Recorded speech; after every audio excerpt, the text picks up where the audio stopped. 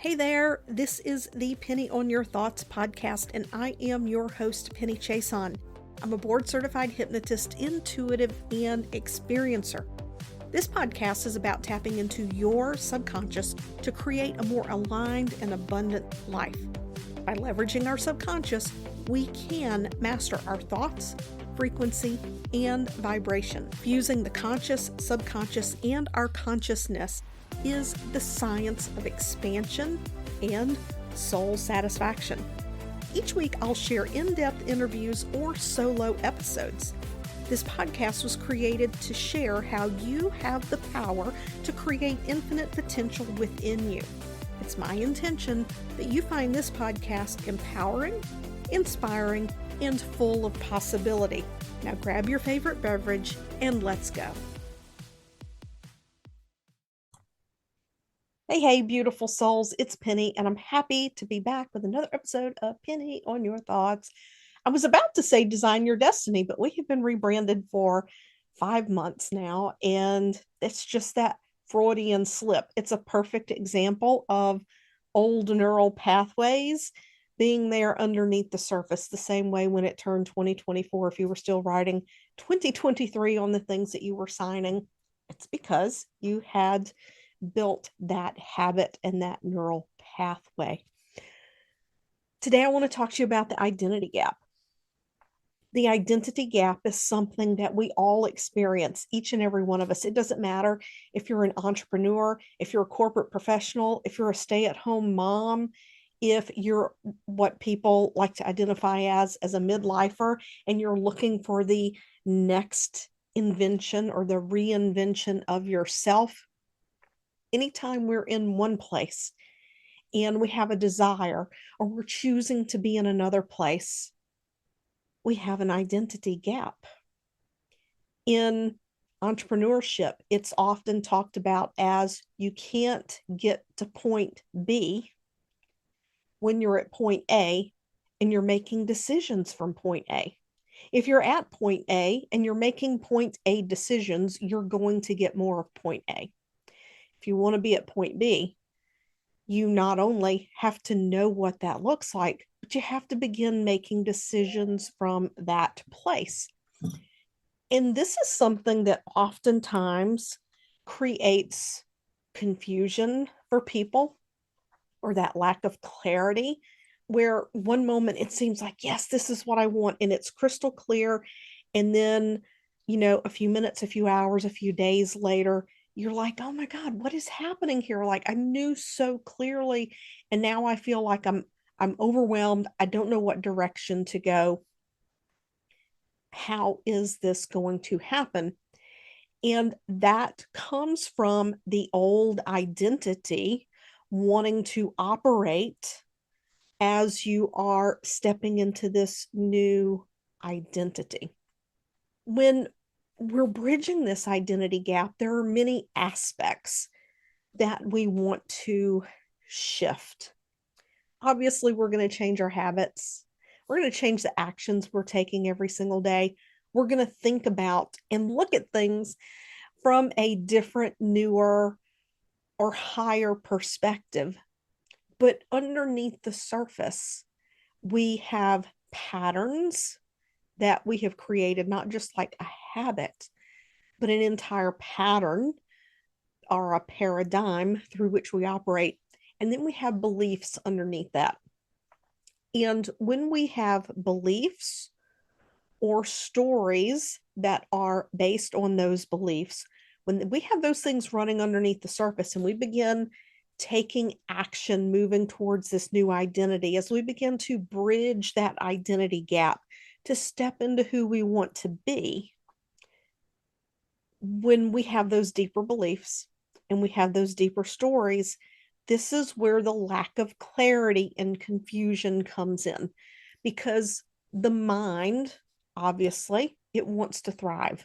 And the easiest way to thrive is to keep doing the same old thing, because those neural pathways are already built. It requires minimal calorie expenditure. And I know that sounds crazy, but that's the way our brain wants to work. It doesn't want to have to expend any more calories then it has to, because it knows it's going to be its job to help you survive if something happens. So when we have these beliefs and stories underneath, it creates this confusion within the mind of, if I move forward with this, who am I? Now, I know you know who you are. Consciously, you know who you want to be. But subconsciously, you have this identity. You have this identity that's based on past experiences and the stories and the beliefs and how you have managed to navigate life in that past identity. It became your comfort zone. So when we step into this growth zone, we can end up with that lack of clarity. We can end up with that confusion. And people are, air fingers quote, quick to diagnose.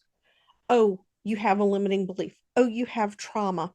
Well, we don't know that for sure. We don't know that for sure.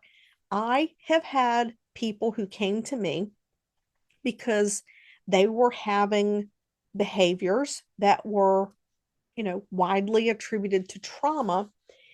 And when we got down underneath the surface, did these people have trauma in their lives? Some of them, yes, they did.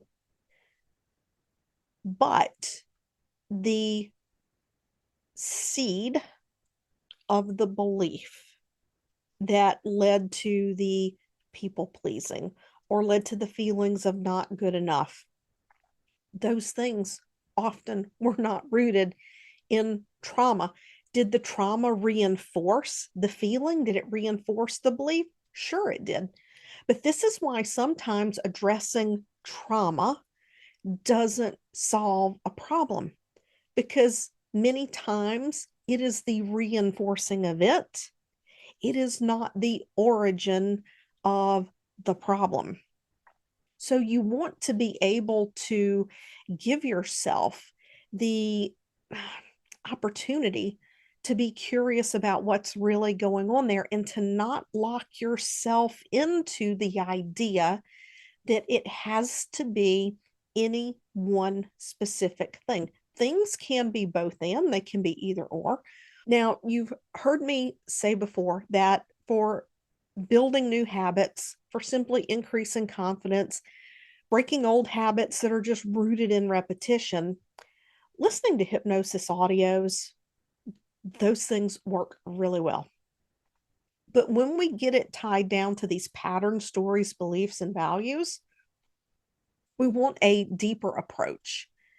We want to have the ability to find that seed and unplant that seed. And that can be done a couple of different ways.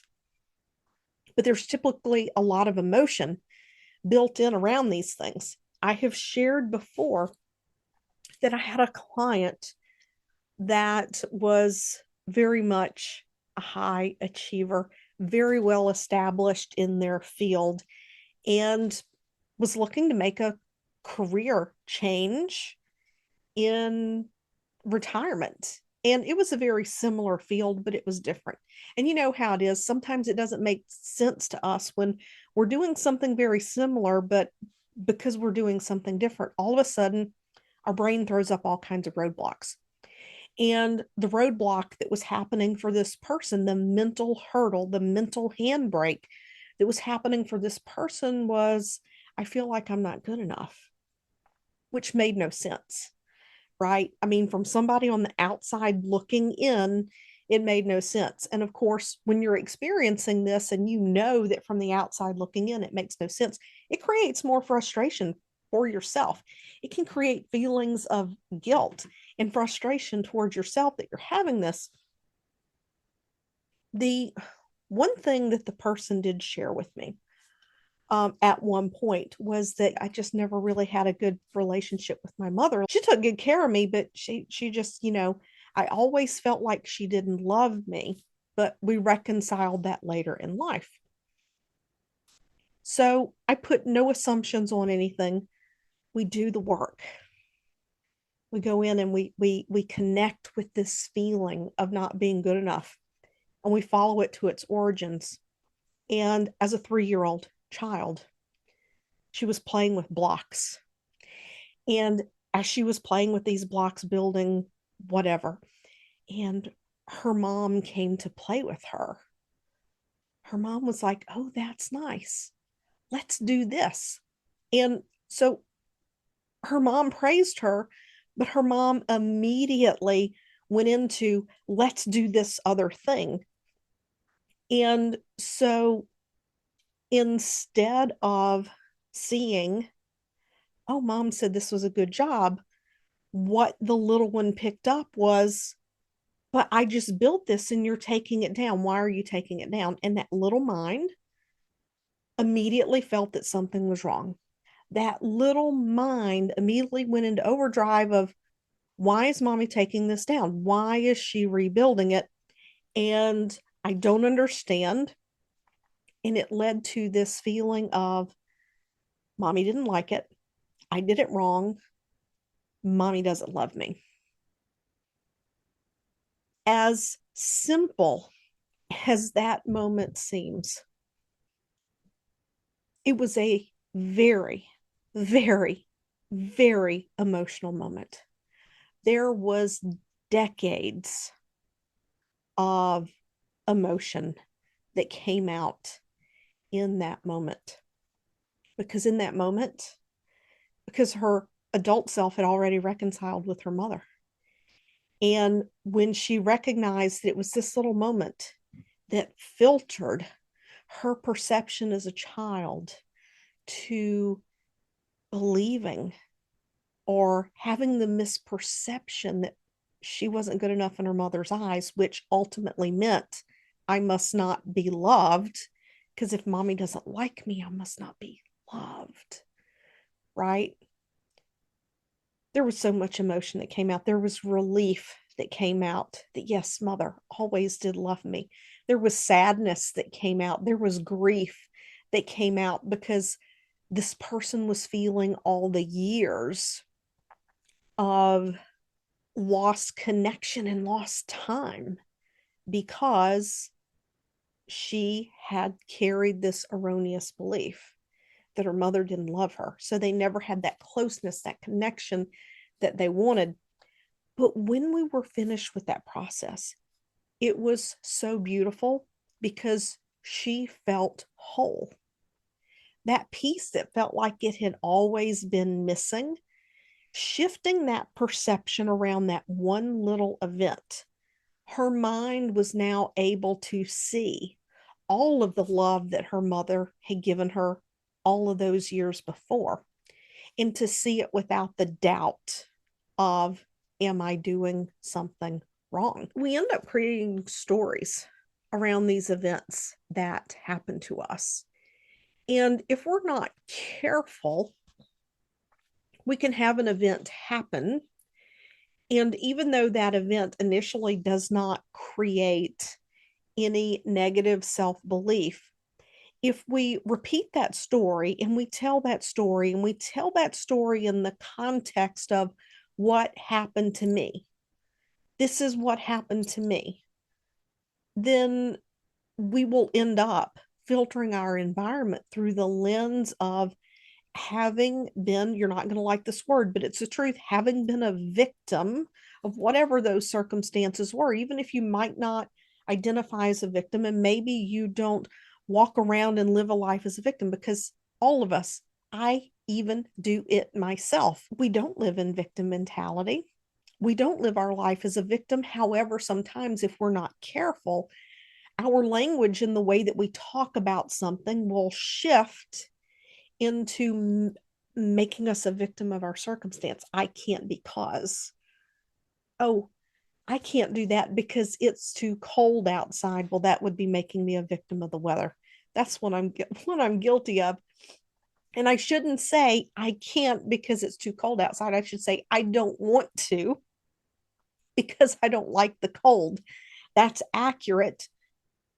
And it's that subtle change in the way that we talk about something that can make a huge difference. I used to work with chronic pain clients, acute and chronic pain clients. And I also built out a hypnosis training for hypnotists so that they could learn effective techniques for pain management hypnosis. And one of the things that is a key indicator for how well someone is going to do on a chronic pain journey, whether they're using hypnosis or any other technique, is something called catastrophizing. And catastrophizing is the extreme end of it, but it's basically being a victim of how you feel and what's happened to you. And a lot of the people who experience chronic pain and develop catastrophizing, they weren't that person when it happened. People around them would say, "Oh, she was never like this. Oh, Bob, he never ever, complained about anything, and now he's just like so negative and so down." And so what happens is, if we tell a story and we begin telling a story or sharing an experience from the perspective of this happened to me, we become a victim of that circumstance.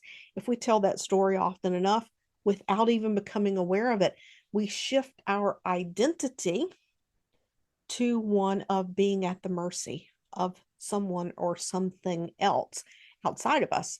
And that is being a victim. It wasn't my intention to go down that rabbit hole talking about this identity gap, but given that the inspiration came and that's where I went, there's surely someone out there who is meant to hear that. It may not land for you personally, but it will land for someone, because it never fails that when these things come through, I end up getting messages and emails and saying, "Oh my God, that was exactly what I needed to hear." So if bridging the identity gap is something that you're interested in, hypnosis is a powerful and rapid way to do it. I've shared this with you before. Therapy has 38% effectiveness over 600 sessions. Coaching is in that same category, except coaching isn't therapeutic. It's about moving the ball forward, not healing the things in the past. But coaching falls into that same category.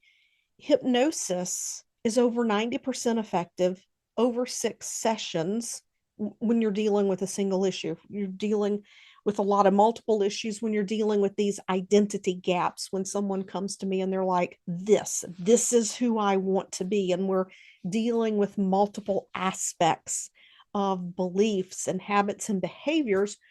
We do a longer process than 6 calls so that we can work through that. And these clients have also done a lot of personal development work. I'm not their first rodeo, right?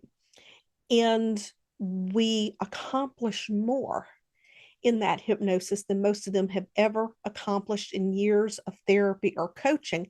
And that's not to say that the therapy and coaching did not benefit them, but when they experience the subconscious experience, the amount of transformation that we accomplish in such a short period of time is always mind blowing to them. They never thought they could go so far so fast. Maybe you're listening to this and you're like, well, I don't feel like I need hypnosis, but this sounds really interesting to me. I would really like to know a little bit more about hypnosis. Then I want to invite you to my masterclass. I'm having a masterclass on Saturday. Learn to hypnotize anyone. And I'm going to share the secret to being able to hypnotize anyone. I am going to share with you what's going on in the subconscious mind behind the scenes. I'm going to give you a little behind the scenes as a hypnosis practitioner. And I am going to teach you how to deliver a hypnotic induction and emergence so that you can leave that master class and you can go hypnotize anyone. Click the link in the show notes or go to pennychason.com/hypnotize, pennychason.com/hypnotize. Register, join me Saturday for the masterclass. You're absolutely going to love it. We're going to have some fun and you're going to get a snapshot.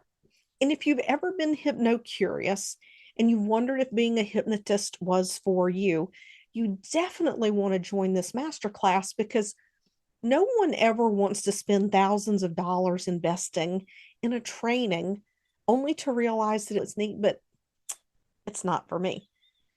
And then on the other hand, it's an opportunity for you to get a taste of something that you might walk in and say, oh my God, this is absolutely amazing.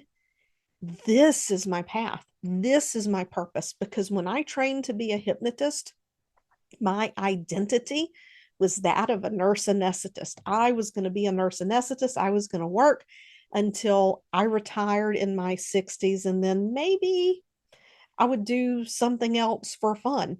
When I trained in hypnosis, I had no intention of becoming a hypnotist, but when I was in that training, the universe made it clear to me this is your path. So you never know what might happen. All right, I will be back next week. I hope to see you Saturday. Remember, we all have this identity gap, and the fastest way to bridge the beliefs, the stories, and the patterns that are causing you to not get there as fast as you would like to, hypnosis is the best, the fastest, the most effective bridge to get to who you're ready to be.